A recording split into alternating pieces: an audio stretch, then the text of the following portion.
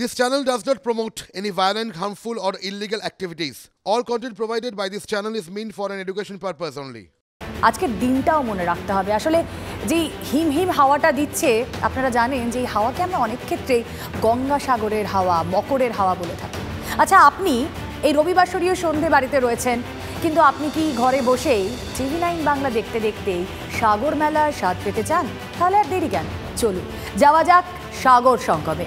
মিলন তীর্থ গঙ্গাসাগরের exclusive coverage শুধুমাত্র TV9 বাংলায়।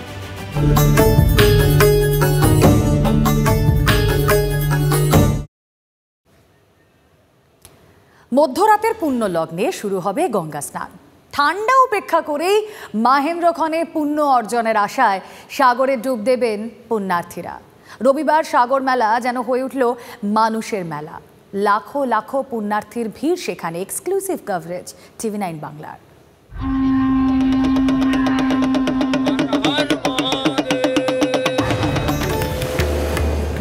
সাগরের জলে ধুয়ে যাক সব দুঃখ, সব গ্লানি।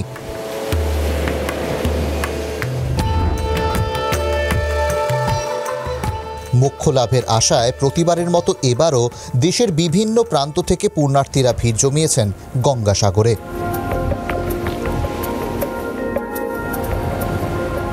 কুম্ভ মেলার পর দেশের দ্বিতীয় বৃহত্তম হিন্দু মেলা।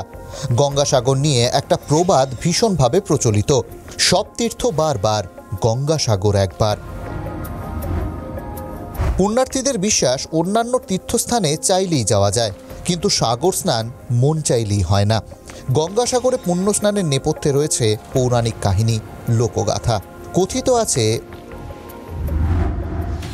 অযোধ্যার ইক্ষ্বাকু বংশীয় রাজা সগর একবার অশ্বমেধের যজ্ঞের আয়োজন করেন। সগর রাজার অশ্বমেধ যজ্ঞের ঘোড়া দেবরাজ ইন্দ্র চুরি করে আনেন গঙ্গাসাগরে। কপিল মুনির আশ্রমের পেছনে সেই ঘোড়াগুলি লুকিয়ে রেখেছিলেন ইন্দ্র। সগর রাজার 60,000 পুত্র সেই ঘোড়া খুঁজতে গিয়ে কপিল মুনির রোষের মুখে পড়ে ভস্মীভূত হয়ে যান। বহু বছর পর সগর রাজার পৌত্র ভগীরথ তার পূর্বপুরুষদের আত্মাকে মুক্তি দেওয়ার উদ্দেশ্যে স্বর্গে গমন করেন। কপিল মুনির নির্দেশে ভগীরথ গঙ্গাকে মর্তে নিয়ে আসেন।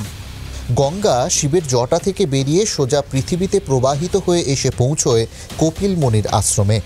মকর সংক্রান্তির দিন গঙ্গা মিলিত হয় সাগরে। ধর্মপ্রাণ মানুষের বিশ্বাস, বছরের এই দিনে সাগর সঙ্গমে স্নান করলে জীবনের সমস্ত দুঃখ কষ্ট থেকে মুক্তি মিলবে। বলা হয় 100টি যজ্ঞ করলে যতটা পুণ্য লাভ হয়, সাগর সঙ্গমে একবার ডুব দিলে ততটাই পুণ্য অর্জিত হতে পারে। গঙ্গাসাগর নিয়ে আছে লোকগাথাও। লোকমুখে প্রচলিত, গঙ্গাসাগরে কপিল মুনির আশ্রম একসময় সমুদ্র গর্ভে হারিয়ে যায়। ওই আশ্রম সারা বছর সাগরের নিচেই থাকত। মকর সংক্রান্তির দিন গঙ্গার ওপরে উঠে আসত আশ্রম।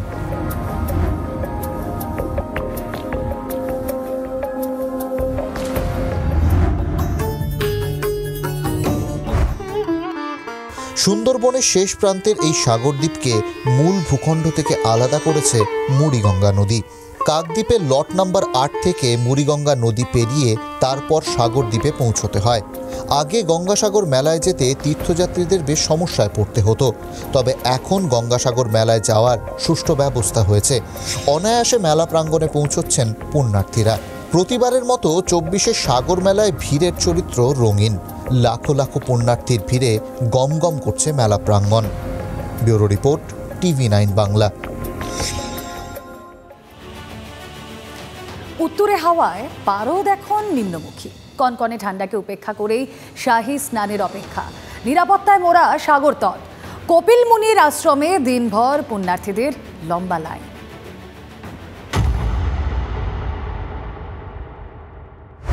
যেদিকেই চোখ যায় শুধুই মাথার ভিড়। পুণ্যার্থীদের আগমনে জমজমাট মেলা প্রাঙ্গণ। 6টি স্নানঘাট কানায় কানায় পূর্ণ। সাগর তটে গঙ্গা বন্দনা। প্রদীপ জ্বালিয়ে আরতি, ধূপধুনোর গন্ধে মোহময় হয়ে উঠেছে মিলন তীর্থ সাগর মেলা। পুণ্য স্নানের অপেক্ষায় লক্ষ লক্ষ মানুষ। এবার 14ই জানুয়ারি রবিবার রাত 12:13 থেকে মকর স্নান শুরু। শাহী স্নান চলবে 15ই জানুয়ারি বেলা 12:13 পর্যন্ত। আর কয়েক ঘন্টার অপেক্ষা, তারপর পুণ্যযোগ শুরু হবে। ফলে পুণ্যার্থীদের ঢল নেমে পড়েছে গঙ্গাসাগরের প্রাঙ্গণে। তবে এখন দেখার অপেক্ষা শেষ মুহূর্তে ভিড়ের রেকর্ড কত পর্যন্ত পৌঁছায়। পরিবেশ তো খুব ভালো, সবকিছুই ভালো, পুণ্য অর্জন তো হবেই হবে। অবশ্যই এত কষ্ট করে এসেছি, কষ্ট করে বাড়ি ফিরবো, হবে না? এর দিক থেকে তো অনেকটাই মনে হয় পূর্ণ হয়েছে, এর জন্য তো সবাই বলে সব তীর্থ বারবার গঙ্গাসাগর একবার। हरियाणा पलवल से आया हूँ। बेसिकली कल रात को हमने पूरा सफर यहाँ पे किया फेरी के द्वारा और लगभग हमें 5 से 6 घंटे लगे सफर करने में। मन में इच्छा थी कि एक बार जरूर यहाँ पे आके स्नान करें, इसलिए गंगा सागर आए हैं। সাগরে টহল দিচ্ছে ভারতীয় নৌবাহিনী, উপকূল বাহিনী, এনডিআরএফ এর স্পিডবোট, 14,000 পুলিশ কর্মী ও প্রায় 2,500 সিভিল ডিফেন্স কর্মী, মহিলা এনডিআরএফ কর্মী মোতায়েন রয়েছে।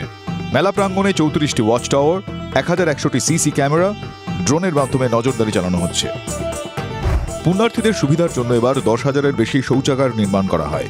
বাবুঘাট থেকে কাকদ্বীপের লট নম্বর 8 ও কচুবেড়িয়া থেকে সাগরমেলা পর্যন্ত 2,500 অতিরিক্ত বাস চালানো হচ্ছে।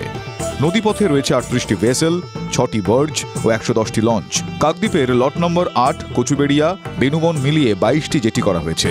মেলায় অসুস্থ হয়ে পড়লে পুণ্যার্থীদের এয়ারলিফট করে কলকাতার হাসপাতালে পাঠানো হচ্ছে। প্রশাসনের সঙ্গে কাঁধে কাঁধ মিলিয়ে কাজ করছে স্বেচ্ছাসেবী সংগঠনও। খুব ভালো ব্যবস্থা, কোনো অসুবিধা হয়নি।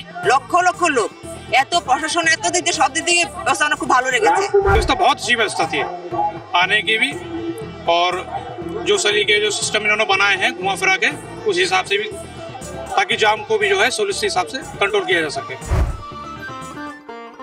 শাহী স্নানের সময় রাত থেকে শুরু হলেও অনেকেই স্নান সেরে কপিল মুনির আশ্রমে পুজো দিয়ে বাড়ির পথে রওনা দিচ্ছেন।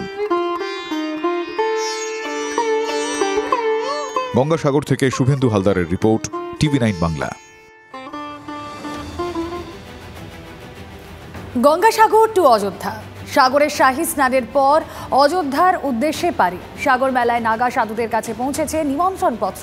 22শে জানুয়ারি অযোধ্যায় রাম মন্দিরের উদ্বোধনে হাজির থাকবেন নাগা সন্ন্যাসীরা। নিমন্ত্রণপত্রের সঙ্গে অযোধ্যায় প্রসাদী চালও দেওয়া হয়েছে সন্ন্যাসীদের। নিমন্ত্রণ পেয়ে খুশি নাগা সাধুরা। সাগর মেলা শেষ হবে 17 জানুয়ারি, আর ওই দিনই অযোধ্যার উদ্দেশ্যে রওনা দেবেন সাধুদের দল।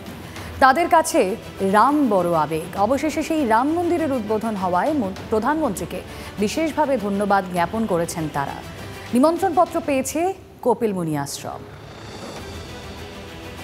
মেলা শুরুর আগে থেকেই কপিলমণি মন্দিরের পাশে নাগা সাধুদের আগ্রায় পৌঁছে গিয়েছে। একের পর এক নাগা সাধু থেকে এবং সাধু সন্তরা তারা কিন্তু আগ্রায় চলে এসছেন। এই মুহূর্তে গঙ্গাসাগর মেলায় লক্ষ লক্ষ পুণ্যার্থীর ঢল। তবে এই পুণ্যার্থীর ঢলের মাঝেও তারা রাম মন্দির উদ্বোধনের নিমন্ত্রণ পত্র পেয়ে গিয়েছেন। আগামী 22শে জানুয়ারি অযোধ্যায় রাম মন্দির উদ্বোধন, এছাড়াও রামলালার প্রতিষ্ঠা হবে।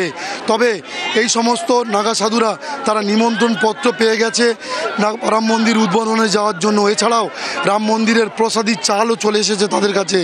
এই মেলা শেষ হলেই তারা পৌঁছাবেন অযোধ্যায় রাম মন্দিরের উদ্বোধনী অনুষ্ঠানে। তবে এই নিমন্ত্রণ পত্র পেয়ে ভীষণ খুশি নাগা সাধু থেকে সাধু সন্তদের দলরা। গঙ্গাসাগর থেকে ক্যামেরায় সৌভিকের সঙ্গে শুভেন্দু হালদার, TV9 বাংলা। গঙ্গাসাগরের ছবি আমরা দেখলাম, সেখানকার প্রতিবেদন দেখালাম। দেখুন, সাগর তটে রাত নেমেছে, সন্ধে নেমেছে। এই সন্ধে তাদের কাছে ভীষণ গুরুত্বপূর্ণ, যারা সেখানে গেছেন পুণ্য স্নানের উদ্দেশ্যে। সঙ্গে রয়েছেন প্রতিনিধি শুভেন্দু। শুভেন্দু, সন্ধে নেমেছে, আমরা দেখতে পাচ্ছি আলোয় সেজে উঠেছে সাগর তট। ছবিটা আমাদের দর্শকদের সামনে যদি তুলে ধরো, যারা যেতে পারেননি কিন্তু চোখ রাখছেন TV9 বাংলায়। দেখো, আমি ক্যামেরা পার্সনকে বলবো দেখানোর জন্য যে এটা আমি একদম দাঁড়িয়ে রয়েছি 2 নম্বর রাস্তায়। সোজা চোখ গেলে হচ্ছে কপিলমণির মন্দির, আলোকমালায় সেজে উঠেছে গোটা মেলা প্রাঙ্গণ। তবে তুমি জানো যে আজকের মধ্যরাত অর্থাৎ 12টা 13 মিনিট থেকে আগামীকাল দুপুর 12টা 13 মিনিট পর্যন্ত শাহী স্নান। ফলে এই পুণ্যযোগে পুণ্যার্জনের আশায় দেশের বিভিন্ন প্রান্ত থেকে লক্ষ লক্ষ মানুষের ঢল নেমেছে গঙ্গাসাগরে। আজ মধ্যরাত থেকে ওই ঢেউ কিন্তু জনসমাগম যে পুরো একদম সমুদ্রে ঝাঁপ দেবে। তুমি দেখতেই পাচ্ছ হাজার হাজার লক্ষ লক্ষ মানুষের ভিড়, তারা কিন্তু এই মুহূর্তে চলে এসছেন। এছাড়াও তোমাকে জানিয়ে রাখি যে কাকদ্বীপের বিভিন্ন point, road number road, হারুট point, Namkhana, এই পয়েন্টে কিন্তু কাতারে কাতারে পুণ্যার্থীরা গঙ্গাসাগরে আসার জন্য তারা দাঁড়িয়ে রয়েছেন। সেখানে কিন্তু পুলিশি পাহারা, নিরাপত্তার কঠোর নিরাপত্তার ব্যবস্থা করা হয়েছে। পুলিশি নজরদারি চালানো হচ্ছে, ড্রোনে নজরদারি চলছে প্রশাসনের তরফে। এখনো পর্যন্ত কিন্তু কোনো রকম কোনো অপ্রীতিকর ঘটনা প্রশাসনের পক্ষ থেকে ঘটতে দেওয়া হয়নি। তবে পুলিশ প্রশাসন মোতায়েন রয়েছে। মুহূর্তের সাগর সঙ্গমে আপডেট TV9 বাংলায় আমাদের দর্শকরা পাবেন। আপাতত ধন্যবাদ।